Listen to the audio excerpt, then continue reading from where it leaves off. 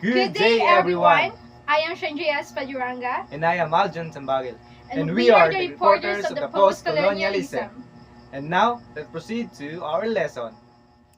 Our topic for today is all about post-colonialism theory, a theory on and lens for life after foreign rule. Before we begin, if you don't already have them out, get out your notebooks and pens. You will be responsible for knowing this information as it will show up on your exams and or paper assignments. Once again, this is for your benefit, so please pay attention. What puts the post in post-colonialism? Considering post is a prefix meaning after, we need to first discuss the history behind colonialism. So anyone, do you have an idea? Okay, if none, let us know what is colonialism. According here, it is an extension of a nation's rule over territory beyond its borders. A population that is subjected to the political dominance of another population. What is the importance of colonialism? No? Colonialism, it has been a complex and controversial phenomenon with both positive and negative impacts. It also involved the control and exploitation of dependent areas or people by a more powerful nation. Some of the benefits of colonialism, no, it included infrastructure development, access to modern healthcare, and the dissemination of knowledge and technology. However, it also led to the economic exploitation, the imposition of cultural values, and in some cases, the creation of extractive institutions that resulted in poor long-run development outcomes. The impact of colonialism has heterogeneous, leading to varied effects on different societies. It is important to acknowledge the multifaceted nature of colonialism and its lasting influence on the social, economic, and also the political structures of many nations. To provide some context, this is the world at what is considered the height of colonialism. So what do you notice? So according here, these are the countries that is being colonized. Why were people colonized? So we have here social Darwinism and also white man's burden.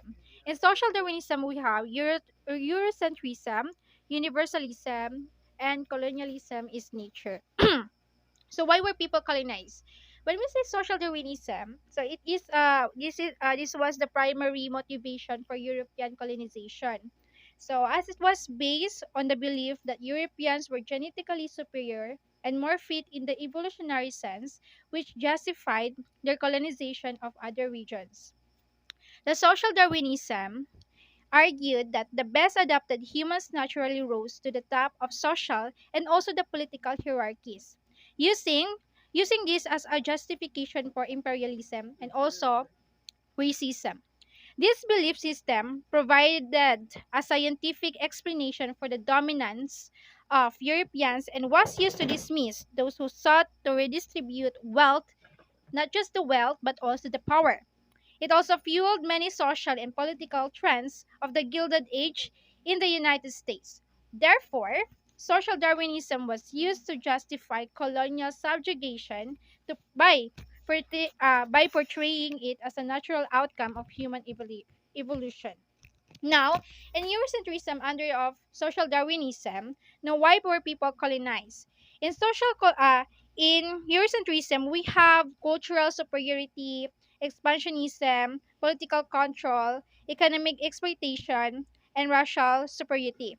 In summary of the Eurocentrism, all of these played a significant role in the colonization of people and also in regions, as it provided a cultural and ideological justification for the expansion of the European power and the influence. Now, in universalism, was used to justify colonialism by claiming that European values and institutions were universal and superior to those of other cultures. The belief system of this was used to justify the imposition of the European culture and values on colonized peoples, often though force and violence. Universalism was also used to justify the economic exploitation of colonized regions, as European powers believed that their economic system were superior and universal. However, post-colonial critics of universalism have argued that it is a form of cultural imperialism that erases the diversity and complexity of non-European cultures. These critics also argue that the true universalism should be based on mutual respect and dialogue between cultures rather than the imposition of one culture on another. And now, why people why were people colonized in the last? Social Darwinism, colonialism is nature. No, it is not a natural phenomenon, but rather a political and economic system in which one country or group of people subjugates and exploits another for their own benefit. The motivation for this colonialism, no, colonialism is nature, were often economic, also political, and also cultural, that includes the desire for economic gain, territorial expansion, and the imposition of European values and institutions on colonized peoples. Now, therefore, the colonialism is not a natural phenomenon, but rather a human made system that has had significant impacts on the world and its people. Now, second, white man's burden and why were people colonized? What was thought to be an obligation to civilize non European peoples? Okay, the white man's burden, this was the belief that it was the obligation of white people to civilize non European peoples. The belief of this was based on the idea that European culture was superior and also universal, and that it was the duty of Europeans to spread their values and also the institutions to other cultures. The phrase white man's burden was popularized by Rudyard Kipling poem of the same name, which urged the United States to take up the burden of civilizing savage peoples. This belief in the superiority of European culture was used to justify colonialism and the economic exploitation of colonized regions. However, this belief has been criticized as a form of cultural imperialism that erases the diversity and complexity of non European cultures. Next, a cartoon to emphasize the point. What is going on here? What do you notice? So, what is going on here? Who can explain the picture provided here? Okay, I know you notice that there are two groups of people. They are reaching the top, and I know it depends on you how you judge or how you what are your perspective about this picture, because we have a different opinion about this picture. How long did it last and why did it end? So it lasts around 15th century to 20th century. Arguably, it is still going on. In World War II, there is the right to sovereignty, lack of resources, and also independence movements. And now, what is post-colonialism? Post-colonial theory attempts to focus on the oppression of those who were ruled under colonization. It is an important field of the study that emerged in the aftermath of colonialism. It deals with the political, economic, social, and cultural impact of the European colonial rule around the world in the 18th through the 20th century. The post-colonialism is concerned with the representation of the race and also the ethnicity, the culture, and the human identity in the modern era, mainly after many colonized countries achieved their independence. The significance of this post colonialism lies in its ability to provide a critical perspective on the legacy on the colonialism and its ongoing impact on the world today. It also helps us understand the perspectives of both colonizer and colonized, and it challenges the dominant narratives of the Western culture and also the history. This post-colonialism highlights the importance of cultural diversity and the need to respect and value different cultures and identities. Therefore, the post-colonialism is an important field of study that sheds light on the complex and ongoing legacy of colonialism and its impact on the world today. And now it has a factors. We have here political oppression, economic oppression, social cultural oppression, psychological oppression.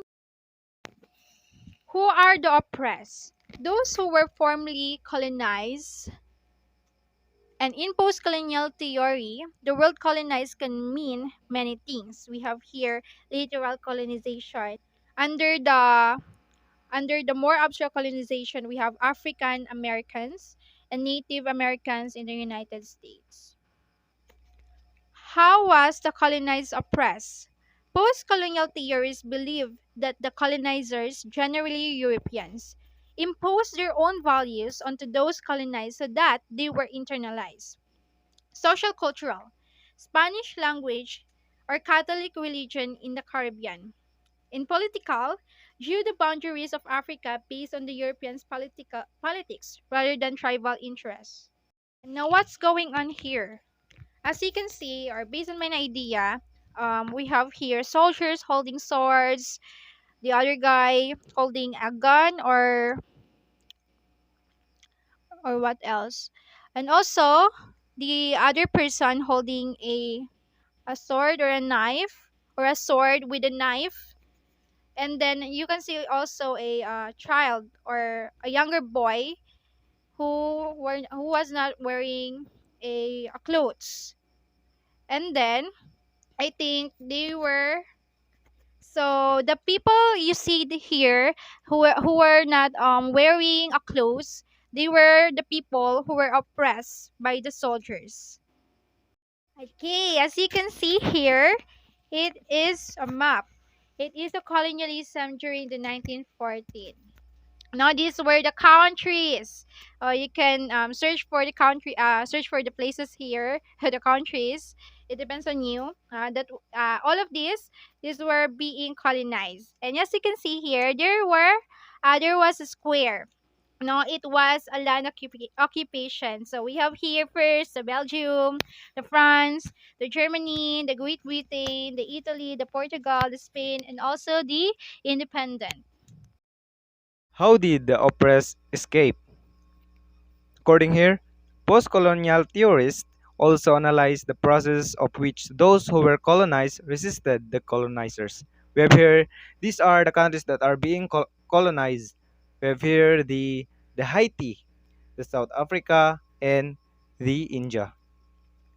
And part of the post-colonialism, there is also a theory behind of post-colonialism, the otherism.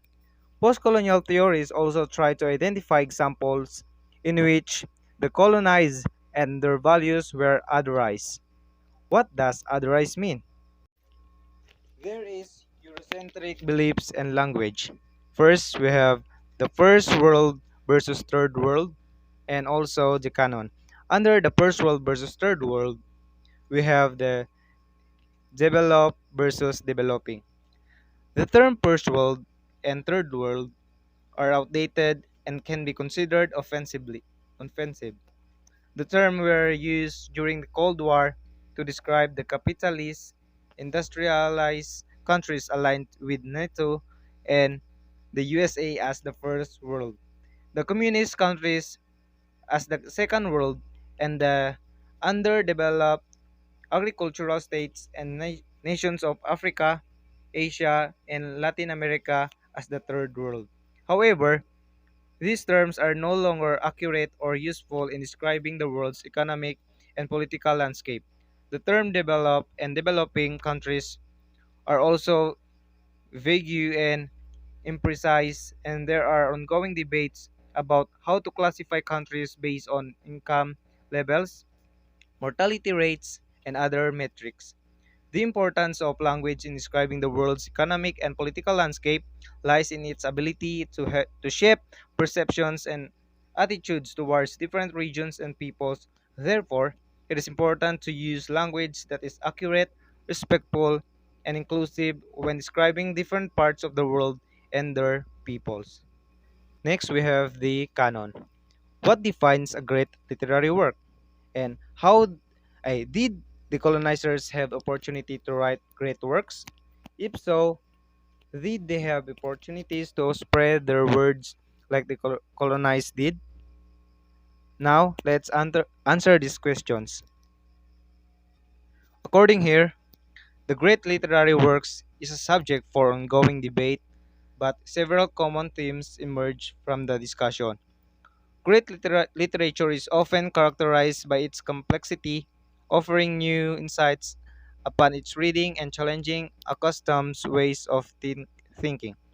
It is also marked by its ability to provide historical context and express timeless human interactions, making it relevant across different areas and societies. Additionally, great literature is often defined in its language, which is charged with meaning to the utmost possible degree, and its ability to use original, masterful, and innovative language to convey its message. Furthermore, great literature is often associated with the exploration of meaningful themes that allows readers to make connections to their own lives and the world around them. These qualities collectively contributed to the enduring significance and impact of great literary works. Alright, so now let's proceed to the Orientalism, a concept introduced by Edward Said on 1978, attempted to explain how the European Western colonizers look upon the Orient. What is Orient? A mystical place that was stereotyped due to lack of knowledge and imagination. So this Orient, it means that the mystical place that were stereotyped due to lack of knowledge and imagination. This is also called as a lumping together of Asia. This is the example of Orientalism. This is the example of Orientalism, the movie uh, entitled Aladdin. I know that all of you who have already watched the movie Aladdin. So now let's move on. Postcolonialism, the critical lens, examining colonizers or colonized relationships in literature. And now I want you to answer these two questions. Is the work pro or anti-colonialist, and why? Does the text reinforce or resist colonialist ideology? Try to introduce or expose otherized works. We have heard the works by the colonized and resisting or revising the canon. And here are the foundational questions and to be answered in the story entitled Araby by James Joyce. First, we have described the two or more cultures exhibit in the text. What does each value? What does each reject? Second, who in the text is the other? Third, describe the worldviews of each of the cultures. Fourth, what are the forms of resistance against colonial control? Fifth, how do the colonized people view themselves? Is there any change in this view by the end of the text? And six, in what ways is the colonized culture silent? And lastly, are there any emergent forms of post-colonial identity after the departure of the colonizers? All of these questions is will be answered in the story Araby by James Joyce. And now let's talk about our story entitled The RB by James Joyce. But first, let us know the setting. The setting is set entirely in Dublin, Ireland. The story begins with a description of the narrator's neighborhood on North Richmond Street. Then, the characters. First, we have the narrator. Second, the narrator's uncle. Third, the narrator's aunt. Fourth, the Mangan sister. Fifth, the priest. Next, Mrs. Mercer. And last, young female shopkeeper. Okay, let's begin.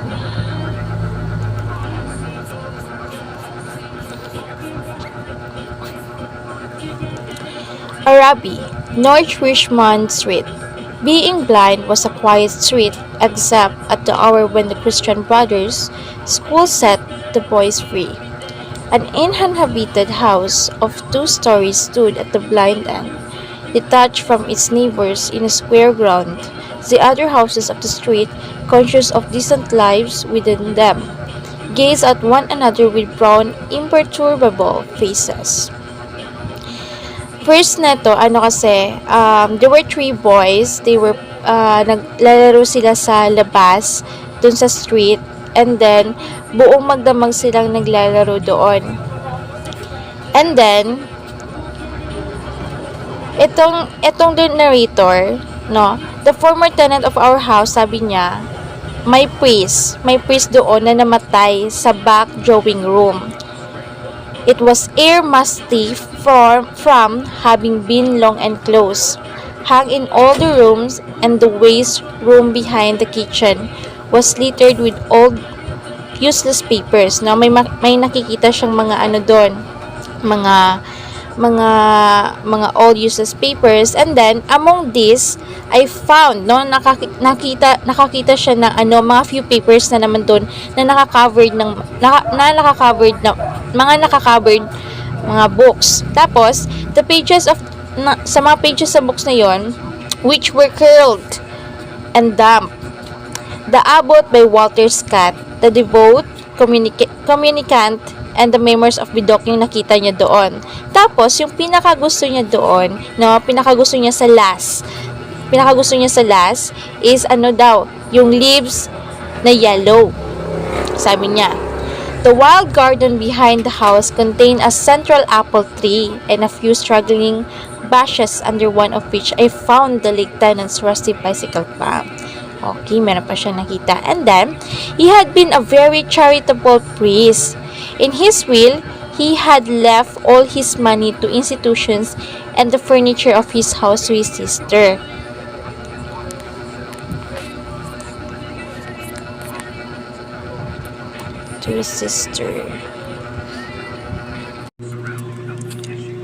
When the short days of winter came thus, no? Dumating yung winter. It fell before we had well eaten our dinner. So, kumain sila sa araw na to. When we met in the street, the houses had grown somber. The space of sky above us was the color of ever-changing violet, no? Nasi-change siya ng violet. And towards it, the lamps of the street lifted their feeble lanterns. The cold air stung us, and we played till our bodies glowed. Our shouts echoed in the silent street. The career of our play brought us through the dark, muddy lanes behind the houses, where we ran the gauntlet of the row tribes from the cottages, to the back doors of the dark creeping gardens, where odors arose from the ash pits, to the dark odorous stables where a coachman smoothed and combed the horse or shook music from the buckled harness. When we returned to the street, light from the kitchen windows had filled the areas. If my uncle was seen turning the corner, we hid in the shadow until we had seen him safely housed. Or if Manga's sister came out on the doorstep to call her brothers into his tea, we watched her from the shadow peer up and down the street, no? Ano kasi sa time na to, itong sister ni Mangan, lumabas siya ng bahay tapos hinahanap si Mangan. And then, nagtatago sila. May isang bagay na tinataguan nila, tapos yung ate niya hanap kay Mangan. And then parang after many times na nagko-call na yung ate niya, saka pa sila lalabas. And then we waited to see whether we should remain or go in. If she remained, we left our shadow and walked up to the Mangan steps resignedly. Yun, ito na yun. And then, she was waiting for us. Oo, nagwi-wait pa ang sister ni Mangan. Her figure defined by the light from the half-open door. Her brother always teased her before he obeyed, and I stood by the railings looking at her. Parang may something na this guy, is the narrator, parang nafo-fall na siya nafo-fall na siya sa sister ni Mangan. Her dress swung as she moved. her body and the soft rope of her hair tossed from side to side. Wow! Every morning, sabi niya, I lay on the floor in the front parlor watching her door. Ah, okay, no? The narrator naglilay siya sa floor, no, in front of parlor para lang makita niya ang sister ni Mangan doon. The blind was pulled down to within an inch of the sash so that I could not be seen. Ah, okay, nagtatago siya. When she came out on the doorstep, my heart leaped, sabi ng narrator. I ran to the hall, seized my books and followed her. I keep her brown figure always in my eye. And when we came near the point at which our ways diverged, I quickened my pace and passed her. Pag pala makikita natin yung crush natin sa daan, pag nakikita niya yung crush niya sa daan, parang nagmamadali siya para lang malagpasan niya ang sister ni Mangan. This happened morning after morning, no? Palaging nangyayari sa morning. I had never spoken to her, sabi niya, except for a few casual words. And yet, her name was like a summons to all my foolish blood. Her image, yung image daw sa sister ni Mangan, accompanied me even in places the most hostile to romance. On Saturday evening, when my aunt went marketing, I had to go to carry some of the parcels. We walked through the flaring streets, jostled by drunken men and bargaining women. Amid the curses of the laborers, the shrill litanies of shop boys who stood on guard by the barrels of pigs, chicks, the nasal chanting of street singers who sang a "Come All You About" O'Donovan Rosa, or a ballad about the troubles in our native land. These noises converged in a single sensation of life for me. I imagined that I bore my childish safely through a storm of foes. Her name sprang to my lips, no? Yung pangalan daw ng sister ni Mangan daw, nagsprang sa lips ni narrator. At moments, in strange prayers and praises which I myself did not understand. Also, when we fell in love to our crush, syempre, di ba, di talaga natin maiintindihan. So, sabi niya, my eyes were often full of tears. I could not tell why, hindi niya masabi kung bakit daw. And at times, a flood from my heart seemed to pour itself out in my bosom. I thought little of the future.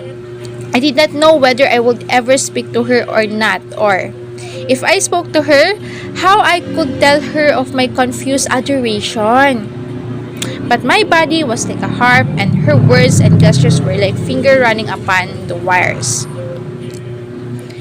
And then one evening the narrator went to the back drawing room. Bumalik na naman siya doon, no? Kung saan namatay yung priest. It was a dark rainy evening, no? Dark rainy evening. And there was no sound in the house. Parang, kinakilabutan. Through one of the broken panes, I heard the rain imping upon the earth.